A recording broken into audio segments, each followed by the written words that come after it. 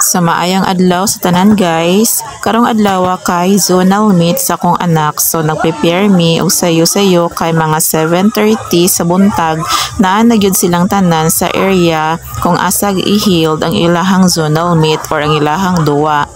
So og kining activity guys kay basketball ang giapilan sa ako ang anak. So excited kaayo nga ako ang anak guys nga moadto sa kanang sa ilahang zonal meet kay kanang isa pod ni sa iyahang kanang pangandoy nga makaapil og kanang basketball ba. So before gisugdan ang ilahang duwa or activity karong adlaw guys kay nagparid sila anang buntag ug upat ka eskwelahan lang ang apil aning zonal meet karong adlaw within Panglao, like ang Libaong Elementary School, Danao Elementary School, Tawala Elementary School ug Bulod Elementary School.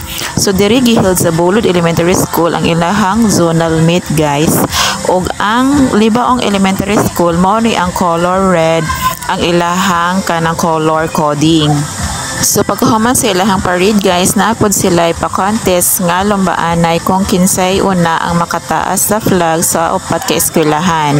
So enjoy kaayo ang mga bata gyud guys kay kanang karon pa pud ko naka-experience guys ba nga naa pa ingon ani sa panahon karon sa elementary. Gawas pod ana guys, napod sila pa zumba para pa warm up ba guys nga ganado kayo ang mga estudyante ug ang mga bata before sugdan jud ang ilahang duwa.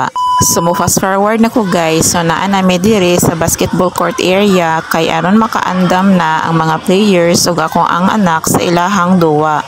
So karon orasa guys, kini mga orasa kay nagpractice na ang mga bata ani guys nga mag-itcha-itcha sa mga sa bola ug kanang unsay ilahang mga techniques ug mga kanang pa-warm up guys diba kung say angay nilang buhaton inig magduwa na gyud, inig mag-start na gyud ang ilahang duwa. So as a parents guys, nindot kaayo tan-awon og sa feeling pod sa ginikanan nga mo participate ang ato ang anak sa mga activities nga pagahimuon sa eskwelahan aron pod ma-develop ang ilahang kahibalo bahin sa sports. So mingtabang nang ako ang hobby ani guys, kini color orange ang nagtudlo sa mga bata o nag-warm up sa mga bata before mag-start jud ang ilahang kanang duwa kay wala man nakaabot jud ang ilahang coach.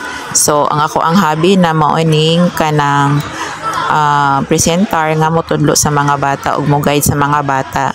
So sa first game guys kay Libaong Elementary School versus Bulod Elementary School ang unang nag-compete.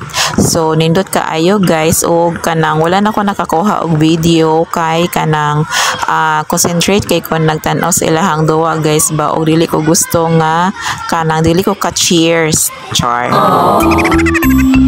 So sa ilahang first game guys kay ang Libaong Elementary gyud ang nakadaog. So kanang lipay kaayo ang mga bata guys ug ako ang anak nga nang ilahang eskwelahan mo ay nakadaog sa first game nila guys ba. So sa second game guys kay ang nag-compete na sad kay ang Danao Elementary School ug ang Tawala Elementary School. So ang nakadaog sa second game guys kay ang Danao Elementary School. So ang nag-compete sa championship guys anang pagkapalis kay ang Libaong Elementary School ug ang Danao Elementary School kay winner to winner naman ang nagsangka para championship. So pertigyong lipaya sa mga bata guys, labi na sa ako ang anak kay ang Libaong Elementary School ang nakadaog as champion sa basketball category. So lipay kayo nga ako ang anak guys kay makasulod na sila sa district meet na sadpod pohon. Perfect! So keep it up lang always nak og study very hard. Mama and Papa is very proud of you. So this is my mini vlog for today guys. Bye!